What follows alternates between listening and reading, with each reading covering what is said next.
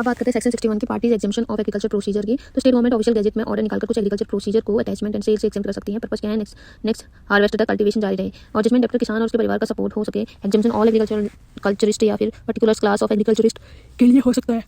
Protection of farmers जो है livelihood concept है इसमें। Section 62 scissor of property in dwelling house, movable property के सीजर के रूल, फर्स्ट टाइम रेस्ट्रिक्शन के बाद और फंडाइज से पहले ड्वेलिंग हाउस में एंट्री। दूसरा पॉइंट डोर ब्रेकिंग रूल्स हैं और डोर नहीं तोड़ा जाएगा बोला है। एक्सेप्शन जजमेंट डेप्टर घर में ही रहता है, एक्सेस डिनाई करता है तब डोर ब्रेक नहीं किया जा सकता बोला है। ठीक है, वुमेन ऑक्यूपेसी रूल है तीसरा। अगर रूम में ऐसी वुमेन है जो है रूम में ऐसी वुमेन है जो पब्लिक में अपेयर नहीं करती है तो प्रायर नोटिस देना जरूरी है। रीजनेबल टाइम एंड प्राइवेसी देना जरूरी है। Privacy dignity of women protected ये जरूरी है। 63 बोल रहे हैं section property attached by decrease of several court. जब सेम प्रॉपर्टी मल्टीपल कोर्ट के डिग्री में अटैच हो, रूल है प्रॉपर्टी को highest grade court receive and release करेगा। सेम ग्रेड हो तो फर्स्ट अटैचमेंट वाला कोर्ट डिसाइड करेगा। सब सेक्शन 2 बात करते हैं इस सेक्शन से अर्लियर प्रोसीडिंग्स इनवैलिड नहीं होगा। प्रायोरिटी ऑफ कोर्ट कॉन्सेप्ट है। ठीक है, 64 सेक्शन बात करता है private alienation after attachment void. Attachment के बाद प्रॉपर्टी ट्रांसफर अगर हो जाती है, डिलीवरी हो जाती है, जजमेंट डेप्टर को पेमेंट हो जाता है, all void against decree holder. ठीक है, एक्सेप्शन है 64 का 2 अगर ट्रांसफर प्रायर कॉन्ट्रैक्ट के अंदर अटैचमेंट से पहले रजिस्टर्ड है तो वैलिड रहेगा बोला कि अटैचमेंट के बाद प्राइवेट सेल वॉइड होगी। 65 सेक्शन बात करता है परचेजर्स टाइटल इमूवेबल प्रॉपर्टी जब एग्जीक्यूशन में सेल हो जाती है तो सेल एब्सोल्यूट होते ही टाइटल परचेजर में इवेंट हो जाता है, वेस्ट हो जाता है। ठीक है, तो vesting date of sale not confirmed date दर है। Section 66 suit against purchaser not maintainable. Purchaser के खिलाफ सूट मेंटेनेबल नहीं है बोला है। ग्राउंड नहीं लिया जा सकता कि परचेजर जो है प्लेंटिफ को बिहाफ पर थी। पर्पज क्या है, बेनामी लिटिगेशन रोक होना। 67 सेक्शन बात करता है power of state government rules for sale. State government gazette notification द्वारा sale of land in execution के रूल्स बना सकती है। एप्लीकेबल वेयर इंटरेस्ट अनसर्टेन ठीक है और अनडिटरमाइंड हो। रूल्स कंटिन्यू मॉडिफाई किए जा सकते हैं लेजिस्लेचर के सामने ठीक ले होंगे, करना मैंडेटरी है। एडमिनिस्ट्रेटिव कंट्रोल सेक्शन 68 से 72 जो है डेलीगेशन टू कलेक्शन है, रिपीट हो गया सीपीसी के द्वारा अमेंडमेंट 1956 द्वारा। ठीक, अब बात करते हैं सेक्शन 73 की। तो ये है रिटेबल डिस्ट्रीब्यूशन ऑफ एसेट्स। मतलब जब एक ही जजमेंट डेप्टर के अगेंस्ट मल्टीपल डिग्री होल्डर हो और कोर्ट के पास एग्जीक्यूशन से असेट्स सेल प्रोसीड्स आया हो और तो उन असेट्स के सब डिग्री होल्डर में प्रॉपर्शनेटली डिस्ट्रीब्यूट किया जाता है। ठीक है, कंडीशंस क्या है, ऑल मस्ट बी सेटिस्फाइड। पहला पॉइंट है एसेट्स कोर्ट के पास हो, दूसरा 2 या 2 से ज़्यादा डिग्री होल्डर हो, तीसरा डिग्री मनी डिग्री हो, चौथा सब डिग्री सेम जजमेंट डेप्टर के अगेंस्ट हो, पांचवा सेल से पहले डिग्री होल्डर ने एग्जीक्यूशन के लिए अप्लाई किया हो, छठा डिग्री होल्डर को फुल सेटिस्फैक्शन ना मिली हो, तब कोर्ट रिटेबल डिस्ट्रीब्यूशन अलाउ करेगी। No applicable when asset private payment से आया हो, डिग्री अलग अलग जजमेंट डेप्टर के अगेंस्ट हो और एग्जीक्यूशन एप्लीकेशन सेल के बाद दी हो। गवर्नमेंट ड्यू सेक्शन 73 का 3 गवर्नमेंट का राइट अफेक्टेड नहीं होगा।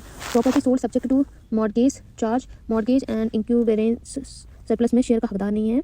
ठीक है, कोर्ट चाहे तो मॉर्गेज के कॉन्सेंट से property free from charge sale कर सकती है। सेल प्रोसीड्स का के अंदर पहला पॉइंट है सेल एक्सपेंसेस, दूसरा डिग्री अमाउंट, तीसरा interest plus principal of subsequent encumbrances, चौथा है बाकी डिग्री होल्डर में रिटेबली।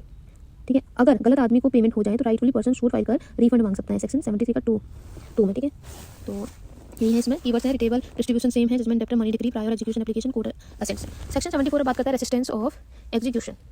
ठीक है, तो मीनिंग है जब डिग्री होल्डर या परचेजर को इमूवेबल प्रॉपर्टी की पोजीशन लेने में रेजिस्टेंस या ऑब्स्ट्रक्शन हो। रेजिस्टेंस किसके द्वारा, जजमेंट डेप्टर का कोई agent person on his behalf. तो ठीक है, कोर्ट का पावर क्या है यहाँ पे, अगर कोर्ट सेटिस्फाई हो जाए कि रेजिस्टेंस विदाउट जस्ट कॉज है तो court judgment debtor obstructing person को जो है civil prison up to 30 days भेज सकती है। दूसरा पॉइंट डिग्री होल्डर परचेजर को प्रॉपर्टी का पोजीशन दिलवा सकती है। इंपॉर्टेंट है apply only to immovable property, resistance होना चाहिए अनजस्टिफाइड। ठीक है, 75 सेक्शन बात करता है power of court to issue commission की। कोर्ट अपने काम में मदद के लिए कमीशन अपॉइंट कर सकती है, सब्जेक्ट टू प्रिस्क्राइब कंडीशन है। Type of commission court commission issue कर सकती है। पहला ए है इसमें एग्जामिन पर्सन एग्जामिन करने के लिए, बी लोकल इन्वेस्टिगेशन के लिए, सी एग्जामिन एडजस्ट अमाउंट्स के लिए, डी पार्टीशन के लिए, E scientific technical and expert investigation के लिए, एफ सेल प्रॉपर्टी के लिए। ठीक है, जब property speedy and natural decay वाली हो। ठीक, कोर्ट कस्टडी में हो और जी है मिनिस्ट्रियल एक्ट परफॉर्म करने के लिए। इंपॉर्टेंट है कमीशन का यूज कोर्ट का सब्सटीट्यूट नहीं है, सिर्फ असिस्टेंस के लिए होता है। 73 है पैसों का प्रोपोर्शनेट डिस्ट्रीब्यूशन। 74 एग्जीक्यूशन में रेसिस्टेंस का सॉल्यूशन। 75 कोर्ट की हेल्पिंग मैकेनिज्म कमीशन। ठीक है, बात करते हैं सेक्शन 76 की, बात करता है कमीशन टू अनदर कोर्ट। मतलब जब किसी प्रॉपर्टी की एग्जामिनेशन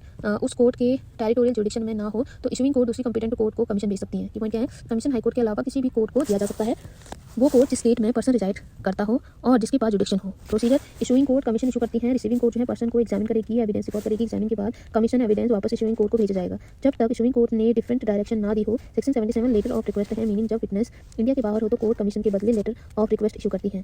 पहला पॉइंट है विटनेस आउटसाइड इंडिया हो, दूसरा कोर्ट डायरेक्टली कमीशन इशू नहीं करती, तीसरा लेटर ऑफ रिक्वेस्ट के थ्रू फॉरेन अथॉरिटी से मदद ली जाती है। सेक्शन 78 बात करता है commission issued by foreign court. मतलब फॉरेन कोर्ट द्वारा इशू की गई कमीशन का एग्जीक्यूशन इंडिया में कैसे होगा। एप्लीकेबिलिटी है, सीपीसी के प्रोविजन अप्लाई होंगे जब कमीशन इशू हो।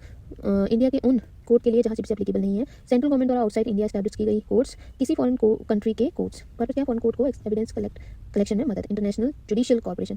सेक्शन 79 है शूट बाय और अगेंस्ट गवर्नमेंट, मतलब गवर्नमेंट के अगेंस्ट या गवर्नमेंट द्वारा फाइल की गई शूट में प्रॉपर पार्टी का नाम क्या होगा, who will be named as party. ठीक है, ये है सेंट्रल गवर्नमेंट के केस में union of India, state government के केस में सेंट्रल स्टेट कंसर्न स्टेट, और इंडिविजुअल ऑफिसर का नाम नहीं आएगा, प्रॉपर अथॉरिटी का नाम कंपलसरी होगा। सेक्शन 80 बात करता है नोटिस टू गवर्नमेंट और पब्लिक ऑफिसर, मतलब गवर्नमेंट या ऑफिसर के अगेंस्ट सूट फाइल करने से पहले मैंडेटरी नोटिस देना जरूरी है। सेक्शन 80 बात करता है mandatory notice time 2 month prior notice compulsory है, नोटिस किसको दिया जाएगा ये जरूरी है। A central government secretary to government, railway case में जनरल मैनेजर होगा। B Jammu and Kashmir government में चीफ सेक्रेटरी या ऑथराइज्ड ऑफिसर होगा। सी अदर स्टेट गवर्नमेंट में सेक्रेटरी टू स्टेट गवर्नमेंट और collector of district. Notice must contain cause of action, plaintiff का नाम, description and address, reclaimed. Section 80 का 2 urgent immediate relief extension, अगर urgent और immediate relief चाहिए, court की permission leave से सूट बिना नोटिस फाइल हो सकता है, बट कोर्ट रिलीफ तब तक ग्रांट नहीं करेगी जब तक गवर्नमेंट ऑफिसर को रीजनेबल अपॉर्चुनिटी ना दी जाए। अगर अर्जेंसी नहीं हुई, कोर्ट प्लांट रिटर्न कर देगी, प्लेंट रिटर्न कर देगी। ठीक है, सेक्शन 80 का 3 बोलता है टेक्निकल डिफॉल्ट प्रोटेक्शन, सिर्फ नोटिस में एरर होने से सूट डिसमिस नहीं होगी अगर अथॉरिटी आइडेंटिफाई हो सके, cause of action and relief clear हो।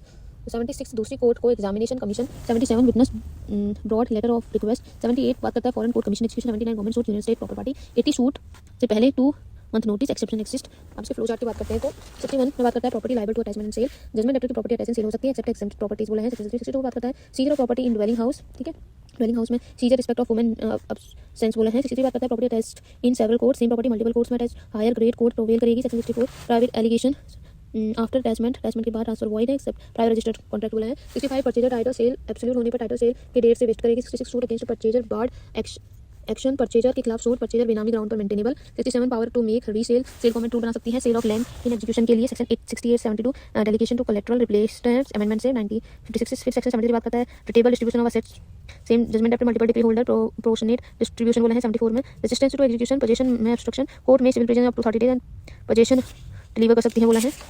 75 बोलता है commission general power examination local investigation accounts parties exception inquiry. ठीक है, मिनिस्ट्रियल एक्ट। 76 में commission to another court person outside jurisdiction another competent court examine करेगी। 77 में letter of request with witness outside India foreign authority के through examination होगा। Section 78 foreign court commission से foreign court की commission India के CPC के under execute होगी। 79 section suit by और against government, central government, union of India, state.